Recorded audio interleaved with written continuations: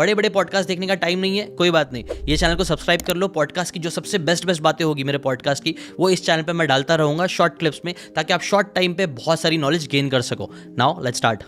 अभी 3 चीज़ें चल रही है, ठीक है, तो वो 3 चीज़ों में से सबसे पोटेंशियल वाला या अभी के टाइम पे सबसे अच्छा कौन सा चल रहा है, और तुमको लगता है फ्यूचर में कौन सा अच्छा चलेगा? सेम यूएस वाला। हाँ, बिकॉज इंडिया मार्केट में लोग बहुत कम काम करते हैं, क्योंकि इसमें यहाँ पे रिजल्ट देना क्लाइंट का चेक थोड़ा ज़्यादा रहता है। हालांकि अगर आप बहुत बड़ी एजेंसी हो जैसे शबैंग है, उसके लिए उतना दिक्कत नहीं रहेगा, बहुत बड़ी एजेंसी है। इंडिया में जब तक आप छोटी एजेंसी हो, आप दब के रहना पड़ेगा थोड़ा। एंड आप सही बताऊँ तो कॉल भी अगर आपने पिकअप नहीं किया टाइम पे तो क्लाइंट छोड़ के जा सकता है। इंडिया में ऐसी चीज़ है, बट यूएस में ऐसा नहीं है। They are very professional, they are on the point. अगर आपने रिजल्ट दिया, ऐसा नहीं कि आप उनको बेवकूफ़ बना सकते हो। अगर आपने रिजल्ट दे दिया, that is the main thing. वो चर्न रेट बिल्कुल नहीं रहेगा, मतलब छोड़ के नहीं जाएंगे वो, because they are getting the result, they are very loyal. Plus लेकिन अगर आपने वहाँ पे धोखा किया तो वहाँ पे चार्ज बैक कर लेते हैं। चार्ज बैक मतलब आपने $1000 उन्होंने दिया और वो दोबारा चार्ज बैक कर सकते हैं, मतलब वो माइनस में चला जाएगा आपका अमाउंट। हाँ, इंडिया में ना ये चीज़ मुझे भी ऐसा लगता है, इंडिया वालों का ना एक्सपेक्टेशन थोड़ा ज़्यादा ही रहता है, मतलब जितना होना चाहिए उससे ज़्यादा होता है, और बहुत जल्दी हम इम्पेशेंसी थोड़ा लेवल भी थोड़ा ज़्यादा है, और वो थोड़ा रीजनेबल होता है ना, एक समझ के लेना कि अभी इसके लिए इतना टाइम लगेगा। इसीलिए क्या होता है, कई बार लोग जानबूझ के इंडिया में ऐसी चीज़ें बोलते हैं कि जो होना पॉसिबल नहीं होता, और फिर वो और ट्रिगर करती है, और नेगेटिव इफेक्ट होता है, क्रिएट होता है कई बार। बट ये यूएसए सब में ऐसा नहीं है, बोला ऐसा बेवकूफ़ नहीं है, लेकिन वो लोग थोड़ा ज़्यादा पेशेंस भी रखते हैं। दे आर लाइक, अगर वो कॉल पे आपके साथ आएंगे, they will ask you 100 question, but once they get onboarded, वो फिर आप सॉर्ट हो, फिर आपको ज़्यादा मेहनत नहीं करनी है उनके साथ।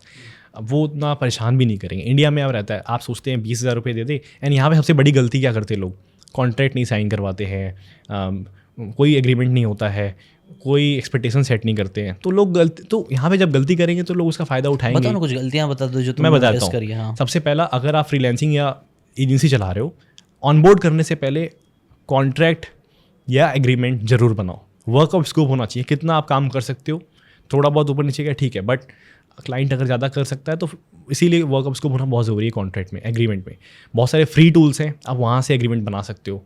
स्मॉल PDF का भी प्रपोजल बिल्डर आता है, फ्री टूल्स हैं, आप आराम से वहाँ पे एग्रीमेंट बनाओ। चैट GPT में जाओ, अपने सारे टर्म्स एंड कंडीशन डाल दो, chat GPT will frame an agreement for you, आप साइन करवा लो स्मॉल PDF में डाल के। आज तो उसी चीज़ इतनी सिंपल हो गई जिशान भाई, इतना कुछ करना नहीं है, और इससे मामला आपका सॉर्ट रहेगा। पहली गलती। दूसरी, आपको मेक श्योर करना है कि आप एक्सपेक्टेशन पहले ही सेट रखो। ऐसा नहीं कि हाँ सर रिजल्ट आ जाएगा, बस 15 दिन के अंदर आपका स्केल कर देंगे। आपने क्लाइंट क्लोज कर लिया, लेकिन उसके बाद आपको दिक्कत होगी और आपका क्लाइंट छोड़ के जाएगा। लोग कहते हैं अभी भाई चर्न रेट बहुत ज़्यादा रहता है, वो इसीलिए रहता है ना क्योंकि आपने एक्सपेक्टेशन गलत सेट किया। सबसे दूसरी गलती एक्सपेक्टेशन वाली, ठीक है। अगर मैं तीसरी गलती की बात करूँ तो निश, थोड़ा सा निश स्पेसिफिक होना चाहिए। ऐसा नहीं कि जैसे मैं 2-3 निश में काम करता हूँ, लेकिन मैं शुरुआत में ऐसा नहीं किया। शुरुआत में सिर्फ कोचेज़ एंड D2C के साथ काम करता था। D2C यानी डायरेक्ट टू कंज्यूमर, यानी ई-कॉमर्स ब्रांड्स। सो आप अपनी एक एक्सपर्टीज़ पकड़ो, एक छोटा निश पे, कितना भी छोटा, कोई भी इतना भी छोटा नहीं तो चलेगा। जितना छोटा रहेगा उतना आप अपना उसमें एक्सपर्टीज़ दिखा सकते हो, ठीक है। तो एक छोटा निश चुन लो। नीशेस की लिस्ट मैं PDF डाल दूंगा नीचे, आप डाल देना, ड्राइव का लिंक डाल दूंगा। बहुत सारे नीशेस आप सेलेक्ट कर सकते हो कि आपके लिए किसमें, लेकिन मेरा रिकमेंडेशन है कि बेस्ट वही चुनना जो कि आपका थोड़ा बहुत एक्सपीरियंस हो। ऐसा नहीं कि आपने कोई भी चुन लिया। राइट। इसके ऊपर मैंने एक इंटरव्यू भी देखा था, इंटरव्यू या बुक, HUL के ऊपर बुक थी वो, मैंने उसके ऊपर समरी भी बनाई थी। उसके अंदर ना वो यही बता रहे थे कि हम जब हायर करते हैं ना, तो हम लोग ये नहीं देखते हैं, वो CEO थे आई थिंक, सो वो बता रहे थे, हम हायर करते हैं तो हम ये नहीं देखते कि वो कितना टैलेंटेड बंदा है, कितना स्मार्ट बंदा है, हम देखते हैं वो कितना इंटरेस्ट रखता है उस टॉपिक में और कितना घुस सकता है। क्योंकि कई बार मुझे लगता नहीं, ये बहुत अच्छा पॉइंट था, आपको क्या चीज़ में इंटरेस्ट है, क्योंकि जिस चीज़ में आप इंटरेस्ट रहोगे उस चीज़ में आप ज़्यादा टाइम दोगे, आप सीखोगे और उसमें आप अच्छा कर लोगे। लेकिन कुछ लोगों को ना वो चीज़ में इंटरेस्ट नहीं होता और उसमें घुस जाते हैं और फिर वो लोग सर्वाइव नहीं कर पाते। अब बहुत कम लोग होते हैं जिनके अंदर वो डिसिप्लिन होता है कि नहीं मज़ा आ रहा, फिर भी घुस के वो लोग ने एकदम अच्छे से तोड़ डाले। कर सकते हैं, वो भी पॉसिबिलिटी है, बट बेटर ये कि आप ऐसी चीज़ें नीश चुनो जिसमें आपका पर्सनल थोड़ा इंटरेस्ट भी हो, जिसके अंदर आप घुसने के लिए रेडी हो। बट पता है एक चीज़ और मैं समझता हूँ यहाँ पे कि कई बार क्या होता है, आपने नीश चुन लिया, आपका इंटरेस्ट भी है, बट आप बर्न ऑफ हो जाते हो। मतलब आपको लगता है यार बहुत मेहनत कर रहा हूँ, रिजल्ट नहीं आ रहा है। बट उसमें ना आपको, रसल ब्रंसन है वो, उन्होंने बहुत अच्छी बात बताई थी कि आपको थोड़ा फ्रिक्शन महसूस होगा, रेजिस्टेंस महसूस होगा। अगर आपने वो तोड़ लिया तब आप जीतोगे। लेट से सुबह उठना है, आपको 6 बजे उठना है, आपको लगेगा रेजिस्टेंस महसूस होगा, एक रेजिस्टेंस आएगा कि यार नहीं, बट वो रेजिस्टेंस को तोड़ दो। आपको अच्छा लगेगा। वो करने के बाद आप मल्टीपल विन्स अपने आप कर लोगे, बिकॉज एक विन आपने किया तो दूसरा विन, तीसरा विन, चौथा विन अपने आप आपका होता जाएगा। आपने ही किसी पॉडकास्ट में बताया था ये चीज़ कि एक बार आपने अच्छा काम किया कोई, तो डोपामाइन रिलीज होता है एंड वो आप लगातार अच्छे काम करते रहते हो। राइट, तो वो बात भी है। समझ रहा हूँ, वो चीज़ तो है ही। वो तो हमेशा, जैसा भी मेरे को book summary, I am passionate about books, but वो भी करने बोर होता है। मतलब वो फ्रिक्शन उसमें भी आता है। फ्रिक्शन आपको हर एक चीज़ में आएगा ही आएगा, भले से आप कितना भी उस चीज़ को पसंद करते रहो। इनफैक्ट अगर मुझे ट्रैवलिंग पसंद है, अभी बहुत पसंद है मैं, बट अगर उसको भी मैं एकदम पूरा जॉब जैसा बना लिया ना, उसको भी मैं 24 घंटे 365 डेज अगर मुझे करना पड़ गया, तो उसमें भी मेरे को बहुत दिक्कत आएगी। बट आइडियली ऐसी होना चाहिए कि हम उस इन्जॉयमेंट का जो टाइम है ना, वो है ना थोड़ा ज़्यादा होता रहना चाहिए, मुझे ऐसा लगता है पर्सनली, लाइफ हैप्पी करने के लिए। अगर 24 घंटे ना, तो एटलीस्ट आप 8 घंटा तो इन्जॉय कर रहे हो, 1 घंटा तो इन्जॉय कर रहे हो। कुछ लोग 0 होता है, तो वो है ना, हमें ट्राई करना चाहिए हम बेटर इन्जॉय करते रहे। Either do the work you love, either start loving the work you are doing. दोनों चीज़ें होती है, बट वो सेकंड वाली चीज़ में कई बार है ना बहुत प्रॉब्लम आ जाती है, लोग ना सस्टेन नहीं कर पाते। जैसे अभी मैं पिछले 1-2 साल से ना कई सारे लोगों को ट्रेड करता हूँ, सिखा रहा हूँ स्टूडेंट्स को कंटेंट क्रिएशन के ऊपर। वो लोग, कई सारे लोग को मैं बोल दूंगा ये कर लो, वो लोग नहीं कर पाते। जैसे अभी बुक समरीज में ही है ना, मैं बुक समरी, लोगों को लगता है कई बार कि बुक समरी मैं कर लूँगा, भूषण भाई कर रहा है मैं भी करता हूँ, वो लोग कर ही नहीं पाते। और वो लोग वीडियो जब बना के मेरे को भेजते, तो मेरे को समझ में आता था बंदे ने पढ़ा भी नहीं है, वो घुसा भी नहीं, बिकॉज उसको इंटरेस्ट नहीं है, वो सिर्फ सुपरफिशियल चीज़ें देख के वो करना चालू किया। समझ रहा हूँ, तो वो बहुत इंपॉर्टेंट होता है। लेकिन अगर एक बंदा है जिसको सच में बुक में इंटरेस्ट है, मैं उसको बोलूँगा इस बुक पे समरी बनानी है, वो घुसेगा, वो बुक पढ़ेगा, वो ऐसी ऐसी बातें निकालेगा जो शायद मुझे भी नहीं पता, क्योंकि मैंने बुक पढ़ी नहीं है। तब जाके अच्छा कंटेंट बनेगा इन टर्म्स ऑफ कंटेंट। समझ रहे हो? You should enjoy. हाँ, आपको वो थोड़ा इंटरेस्टिंग लगना, एटलीस्ट लगना चाहिए जिस चीज़ में आप काम कर रहे हो। मुझे लगता है अगर आपको ज़रा भी इंटरेस्टिंग नहीं लग रहा है, तो बहुत ज़्यादा विल पावर और डिसिप्लिन चाहिए। और विल पावर डिसिप्लिन है ना, it's hard, it's not easy for everyone to crack. कर सकते हैं, बट उसके पीछे फिर एक इमोशनल रीज़न होना चाहिए। आपने देखा ना कई बार लोगों के साथ कुछ ऐसा बहुत बुरा हो जाता है ज़िंदगी में, कुछ तो रीज़न हो जाता है जिसके जैसे वो सडनली वो एक फील्ड में चलेगा, एक काम में चलेगा, और इतना घुस के फिर वो पूरा कर लेगा शेयर डिटर्मिनेशन से। इंजॉयमेंट उसके लिए क्वेश्चन ही नहीं रहेगा, उसके लिए सिर्फ दिमाग में ये रहेगा मुझे करके ख़त्म करना है। वो भी कर लेते हैं और लोग बहुत अचीव कर लेते हैं। That's a different thing. But मैं ये बोल रहा हूँ, अगर आपके पास ऐसा कुछ इमोशनल रीज़न नहीं हुआ है, आपके ऊपर पूरा रिस्पॉन्सिबिलिटी का बैगेज नहीं आ गया ड्यू टू सम रीज़न, आप अच्छी लाइफ जी रहे हो, तो बहुत बेटर है कि आप है ना ऐसी चीज़ में घुसो जिसमें आपका इंटरेस्ट है। हाँ, सही बात है। और तुमको भी, आई थिंक तुमने भी देखो एसईओ किया होगा, तो एसईओ में इंटरेस्ट था। I was just enjoying. मेरे को तो मैं बताया 20,000 रुपये कमाने थे। राइट, तो वो तुमको इंजॉयमेंट वो बहुत इंपॉर्टेंट है, क्योंकि तुम एंजॉय करते इसलिए तुम ज़्यादा सीख रहे थे। तुमने बोला ना मैं तो सिर्फ कर रहा था, और लोग खुद से पूछना चालू कर दिया, क्योंकि उनको इतना इंटरेस्ट नहीं था। हाँ। उनको सिर्फ चाहिए था रिजल्ट, कि जो एसईओ से मिल सकता है। अब वो क्योंकि खुद नहीं कर रहे, इसलिए वो चाहते थे तुमसे करवाया। एग्जैक्टली। ठीक है, वेरी नाइस। तो तुमने ये 3 मिस्टेक्स तो तुमने बताया, फिर और अच्छी बातें भी क्या क्या है, कुछ बता दीजिए। अच्छी बात है कि सबसे पहले मैंने अपने आप को ऑपरेशन से फायर किया, बहुत मेहनत के बाद। मतलब इट टेक्स मी लाइक 2 साल लगा मेरे को इससे बाहर करने के लिए, सच बता रहा हूँ। हाँ। कभी भी मतलब ऑपरेशन से अपने आप को बाहर करता था, तो उसके बाद मतलब कोई कुछ ना कुछ अटक जाता था, काम कभी कुछ भी अटक गया। बट 2 साल लगे एंड ऑपरेशन से फाइनली मैं ऑपरेशन में नहीं हूँ। मैं क्यों हंस रहा हूँ भैया, क्योंकि तुम बोले बहुत टाइम लगा, फिर 2 साल 2 साल भी कम है, पता है तुमको। मैंने अभी रिसेंटली मैंने उसका देखा, सुपर वुमन लिली सिंह, पता है यूट्यूबर थी बहुत पहले की, बहुत फेमस, अभी भी फेमस है, लिली सिंह करके है, बाहर की यूट्यूबर है। वो अपने इंटरव्यू में बता रही थी कि पहले ना उसको भी ये प्रॉब्लम हुआ था। हमें ना कई बार लाइफ में इतना कंट्रोल चाहिए होता है ना, कि हर चीज़ हम चाहते हैं हम ही करें। जैसे मैं भी करता था, खुद ही स्क्रिप्ट लिखना है, खुद ही एडिटिंग करना है, खुद ही शूट करना है। तो वो बता रही थी उसने तो 8-10 साल खुद सब चीज़ें की, एंड उसको वो कंट्रोल देना ही नहीं था किसी और को। लेकिन वो बोलती वन ऑफ द बेस्ट चीज़ मैंने करी कि वो कंट्रोल मैंने देना चालू करी किसी और को। बट जब जैसे ही वो देना चालू करते, तैसे आपके पास टाइम फ्री होता है और आप नेक्स्ट लेवल पे पहुंच पाते हो। तो वो डेलीगेशन वाली जो चीज़ होती है ना, वो बहुत इंपॉर्टेंट होती है। वही तुम बता रहे हो, राइट? यस, वो करना बहुत ज़रूरी है भाई। हाँ। वरना आप सेल्स नहीं करोगे तो आपकी रेवेन्यू मेन चीज़ है बिजनेस में, इट इज़ लाइक ऑक्सीजन। तो वो ऑक्सीजन ही नहीं आएगा तो फिर आपका बिजनेस जो है वो बैक ट्रैक हो जाएगा। राइट, फर्स्ट चीज़ ये हुई। फिर दूसरी चीज़ मैं बहुत इंपॉर्टेंट चीज़ बताने जा रहा हूँ, जो सारे बिजनेस में अप्लाई होते हैं। एंड ये चीज़ मैंने कोई बिजनेस कोर्स के दौरान सीखा था, मेरे को याद भी नहीं है, यूट्यूब से ही कोई फ्री कोर्स था, वहाँ पे देखा था, बहुत तगड़ा कोर्स था। उसमें बताया था कि एक ग्राफ होता है जो कि लीनियर चल रहा होता है, मतलब ऐसे लीनियर नहीं, जैसे साइन कॉस वेव का नहीं होता, ऐसे चल रहा होता है। आपने कुछ पॉजिटिव किया, फिर आपके साथ कुछ ख़राब हुआ। लेट से आपने 1 लाख रुपये कमाए, 1 लाख रुपये का बिल आ गया कहीं से, लेट से सब रेंट वेंट मिला के 1 लाख खर्चा हो गया। फिर आपने 2.5 लाख का क्लाइंट क्लोज किया, फिर आपने देखा कि यार लेट से कोई सब्सक्रिप्शन सब कुछ करके आपका कुछ 1 लाख का फिर से बिल आ गया। आप जा रहे हो, बट कि फिर से नीचे जा रहे हो, फिर से आप जा रहे हो, फिर से आप नीचे जा रहे हो। आप बुक पढ़ रहे हो, बट आप नेगेटिव चीज़ भी बाद में चीज़ कर दे रहे हो, ठीक है। आप हर चीज़ पॉजिटिव करने की सोच रहे हो बट बाद में कुछ ना कुछ आप नेगेटिव कर देते हो। तो वो लोग नेगेटिव फोकस नहीं करते, लोग क्या करते हैं, always focus on positive thing, but ऐसा नहीं है। You should eliminate the negative, तभी जाके पॉजिटिव और भी ज़्यादा बढ़ेगा। अदरवाइज वो ना आप स्टक भी रहोगे, इसे बोलते हैं स्टक इन द बिजनेस। मतलब आप एक ही जगह स्टक हो, आपका रेवेन्यू बढ़ ही नहीं सकता अगर आपने नेगेटिव चीज़ें फोकस करके उसको एलिमिनेट नहीं किया। सो सबसे पहले आप उसका लिस्ट बनाइए क्या क्या नेगेटिव है आपके बिजनेस में, एंड उसको जितना एलिमिनेट कर सकते हो आप एलिमिनेट करो। आप देखोगे पॉजिटिव चीज़ अपने आप और ऊपर जाएगी।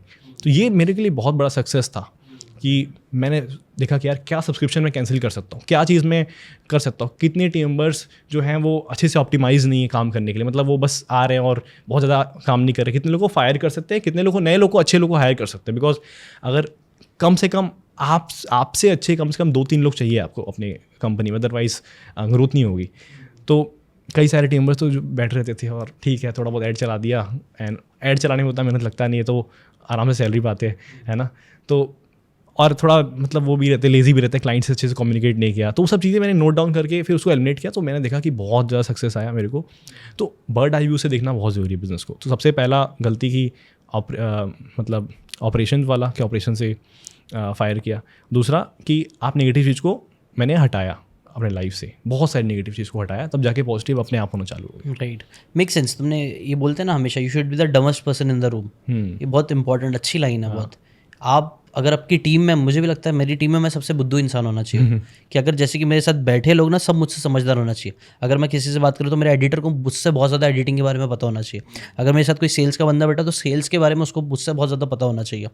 कई बार प्रॉब्लम ये होती है ना, हम we are the smartest person in the room, वो चीज़ अच्छी है ही नहीं अगर आप, क्योंकि फिर आप नेक्स्ट लेवल पे पहुंच ही नहीं पाओगे। लेकिन जब आप 10 समझदार लोगों के साथ रहोगे ना, आपका लेवल बढ़ता रहेगा। आप सबसे डम रहोगे तो आपको हाँ ये भी करना है, ये भी करना है, आप भी सीखोगे। But it's better to have that people in your team also, तब आप जो आपको ग्रोथ मिलेगा वो सबसे खतरनाक होगा।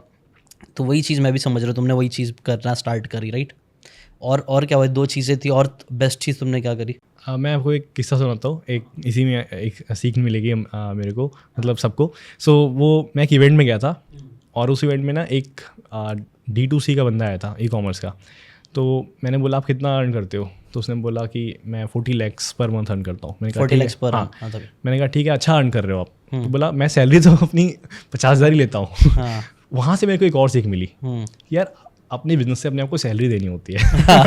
हालांकि मैं वो करता नहीं था, आई एम श्योर बहुत सारे लोग करते होंगे बट मैं नहीं करता था। मैं कहा पूरा पैसा अपना है, सब स्पेंड कर सकते हैं। तो सबसे वो समय मेरे को ओ भाई ये क्या होता है। अरे ये मैं छोटा था, बहुत छोटा था। मेरे को सच बताऊं, मेरे को सब चीज़ स्क्रैच से सीखना पड़ रहा है। हाँ। मेरे को कुछ पता नहीं था, अभी बहुत कुछ पता नहीं है मेरे को, अभी भी नहीं पता, बट मैं फिगर आउट कर रहा हूँ चीज़ें। राइट। और ये तुम, मैं हंस रहा हूँ इसलिए कि मुझे भी ये चीज़ पहले ऐसी लगती थी। पहले ना पहले ऐसा लगता था यार business is doing revenue of 10 crore rupees या 100 करोड़, वो तो 100 करोड़ का मालिक है। ऐसा नहीं होता।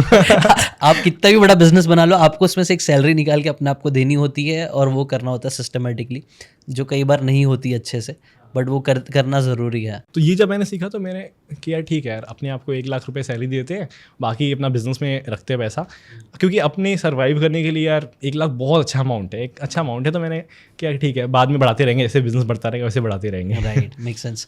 फिर उसके बाद और क्या चीज़ें होना स्टार्ट हुई और तुमने ये 2 चीज़ें करना स्टार्ट करी।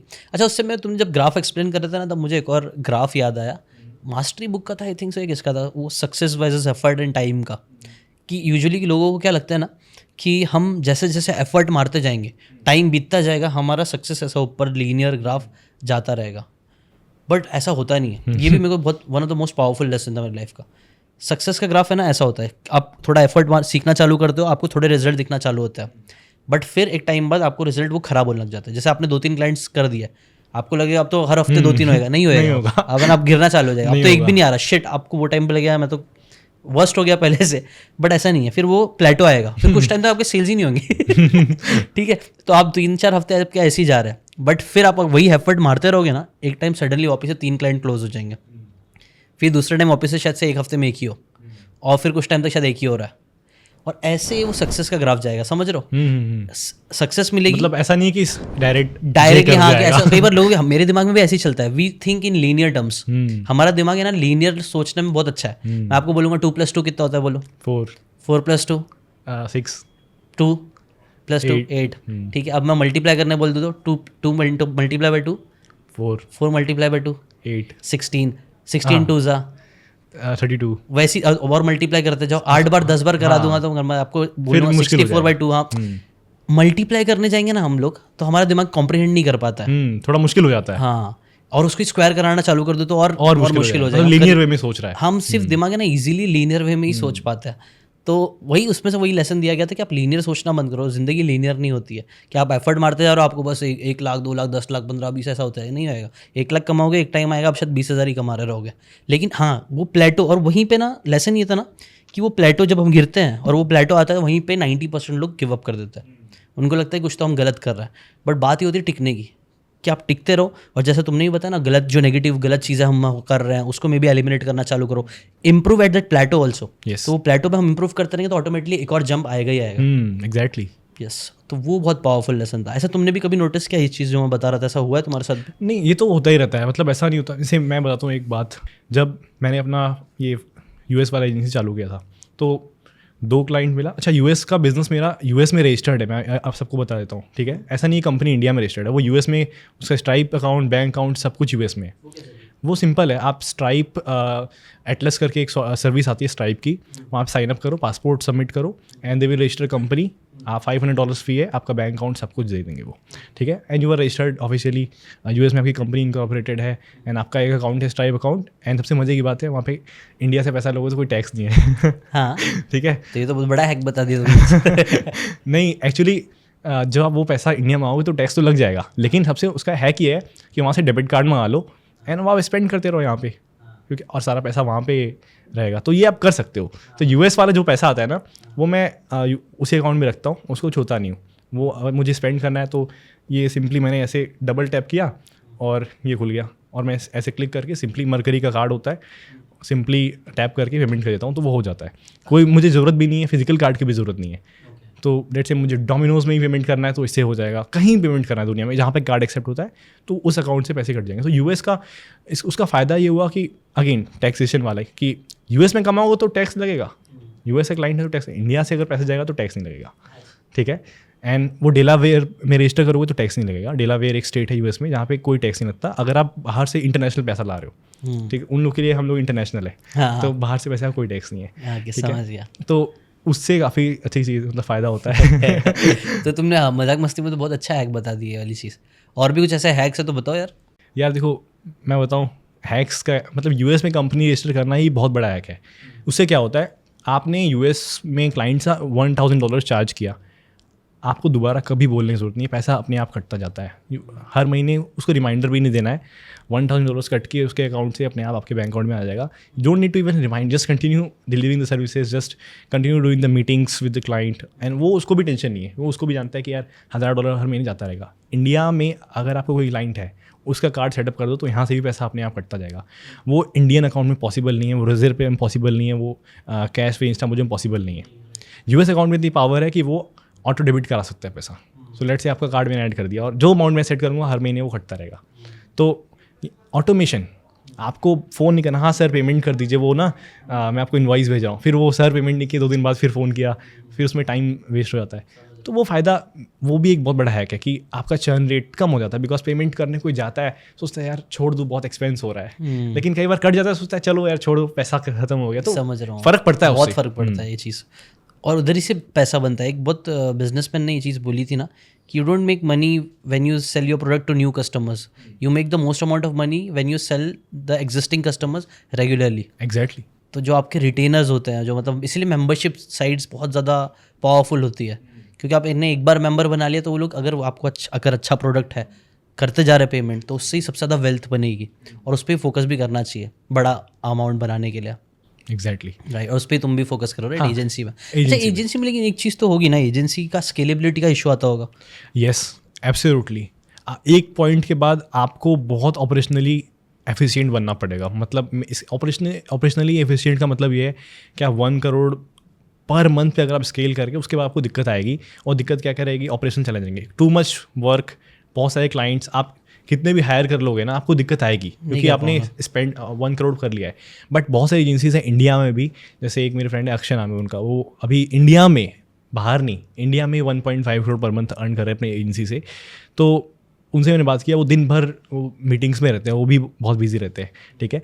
तो यस प्रॉब्लम आएगी, बट अगेन आप क्या कर सकते हो, मैं एक यहाँ पे भी हैक बता रहा हूँ। ये लोग अभी इंडिया में लोग करते नहीं है, मैंने देखा यूएस में लोग करते हुए एजेंसी का अपना वो फ्रेंचाइजी टाइप मॉडल लॉन्च कर देते हैं। उससे क्या होता है कि you can sell your right, क्या आप मेरे रिजल्ट दिखा लो, आप मेरे सक्सेस स्टोरी दिखा के आप क्लाइंट ले सकते हो, हमारी टीम ही हैंडल करेगी, आपको कमीशन मिल जाएगा। मतलब आपको बेसिकली क्लाइंट लाना है and you will get the commissions and हमारी टीम का काम करेगी। तो इससे क्या होगा कि चलो सेल्स वाला काम आपका गया, आप सेल्स से छोड़ो ऑपरेशन में फोकस कर सकते हो सही से। राइट, ये तो बहुत अच्छा है। मतलब वो लोग को एक फिक्र भी रहेगी, जो मतलब वो लोग को लीडरशिप रोल्स दे सकते हैं, आप लीडरशिप रोल रखना, बाकी हर टीम्स रहेगी जो हैंडल करेगी। हाँ, तो आपका टाइम थोड़ा बचना चालू हो जाएगा काफ़ी। बहुत सारी एजेंसीज जो मतलब CEO CMOs हायर करते हैं और करना पड़ता है बिकॉज, और उनको अपने से भी ज़्यादा पैसा देना पड़ता है, जितना आप सैलरी ले रहे हो उससे ज़्यादा पैसा देना पड़ता है। क्यों? क्योंकि आपको एजेंसी चलाना है, आप तो सैलरी ले रहे हो। बेसिकली बिजनेस का गेम यही है कि आपको वैल्यूएशन अपनी बढ़ानी है, सैलरी लेते रहो, वैल्यूएशन बढ़ाते रहो, और एक पॉइंट पे जाके सेल कर सकते हो। आप एजेंसी हो चाहे कोई बिजनेस हो, आप सेल कर सकते हो।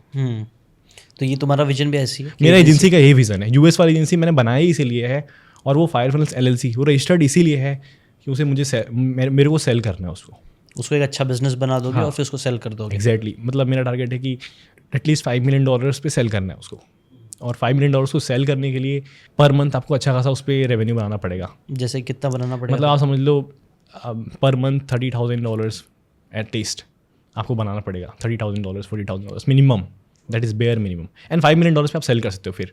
लेकिन आप अगेन कोई भी आपका जो एजेंसी नहीं खरीदेगा अगर आपका ऑपरेशन सेट नहीं है, कुछ भी सेट नहीं है, आप ऐसे ही काम कर रहे हो कि चलो हाँ जी हाँ भाई धनंजय आप ये वाला काम कर दो, सब कुछ ऑटोमेट होना चाहिए। SOPs होने चाहिए, सिस्टम एंड प्रोसेस होने चाहिए जो बराबर चलते रहना चाहिए। मैं तो पहले ऐसे ही करता था, व्हाट्सएप ग्रुप में ऐड कर दिया और काम चल रहा है। ऐसा अब नहीं है, अब ट्रेलो में हम लोग करते हैं। अब ट्रेलो में करते हैं, हालांकि व्हाट्सएप पे भी रख देते हैं अगर इंडिया क्लाइंट्स है तो ज़रूरी हो जाता है, बाकी बाहर ही क्लाइंट्स नहीं। बाहर क्लाइंट्स ट्रेलो पे रहते हैं और ट्रेलो पे ऑर्गेनाइज रहते हैं, और वो भी ट्रैक करते रहते हैं कि क्या क्या काम हो रहा है, वो भी ट्रैक कर सकते हैं, और हम भी दिखा सकते हैं उनको कि हमें क्या रिक्वायरमेंट चाहिए। तो प्रेशर दोनों पे नहीं होता, सिस्टम में प्रोसेस बनाने पड़ेंगे। सबसे ज़्यादा मेहनत एजेंसी में सेल्स में है ही नहीं। सेल्स करना, क्लाइंट लेना कोई बड़ी बात नहीं है ही नहीं। मतलब क्लाइंट्स की कमी ही नहीं है, क्लाइंट्स बहुत है यहाँ, क्लाइंट्स की कमी नहीं है। आपको सिस्टम एंड प्रोसेस बनाने में ज़्यादातर एजेंसी फेल होती है। फेल इसीलिए होती है बिकॉज उनका प्रोसेस सेट नहीं है, चर्न रेट हाई हो जाता है and they are end up getting broke. वही, क्योंकि सिस्टम एंड प्रोसेस भी नहीं रहता है तो और केओस भी क्रिएट हो जाता होगा पूरा, तो हैंडल भी नहीं कर पाते होंगे। 4 में ही वो लोग, मतलब 4-10 में वो लोग पूरा बैंड बच जाता होगा। बट आपके सिस्टम एंड प्रोसेस रहेंगे तो आप थोड़ा क्लीनली शायद से 10 के बजाय 20 भी कर सकते हो। ये चीज़ मैंने मास्टर की है। मैंने बहुत सारे कोर्सेज, इंटरनेशनल जो एजेंसीज हैं ना उनके कोर्सेज बहुत सारी करने के बाद सिस्टम एंड प्रोसेस को मास्टर किया है। और मैंने बताया 2 साल लग गए उसको करने में, और कई बार सिस्टम प्रोसेस भी ब्रोक हो जाता है आपका। कुछ स्पेसिफिक चीज़ हो गई क्लाइंट की, बिकॉज आप अलग अलग सर्विसेज के क्लाइंट ले रहे हो, तो कभी कोई एक्स्ट्रा रिक्वायरमेंट आ गया, कुछ अलग रिक्वायरमेंट आ गया, तो समझ में नहीं आता क्या करना है उस समय। Your team must have power to make decisions, मतलब वो अपने ऊपर डिसीजंस लेके काम करने का उनको क्षमता होना चाहिए। अदरवाइज वो आपको इन्वॉल्व करेंगे तो फिर आपका टाइम जाएगा उसमें। राइट, आई थिंक वही, nothing is black and white. मैंने भी ऐसा ट्राई किया SOP के बारे, जब मैंने भी पहली बार सीखा, वी ट्राइड कि सब कुछ एक साथ करने की कोशिश करो, एक साथ होगा नहीं, बट यही हमें लेकिन गिव अप नहीं करना चाहिए। कई बार मतलब एटलीस्ट जहाँ ट्राई करते रहे उसको कि और सिस्टमाइज करते रहे, एटलीस्ट 90% आप एफिशिएंट हो जाओगे। It will save 3 hours per day, it is enough. अगर आपको ये बातें काम की लगी होगी तो do check out the full podcast यार, जाके देखो, डिटेल में चीज़ों को समझो, तब ज़्यादा अच्छे से समझ में आएगा, ज़्यादा अच्छे से आप अपनी ज़िंदगी में चीज़ें अप्लाई कर पाओगे। Thanks so much and subscribe this channel.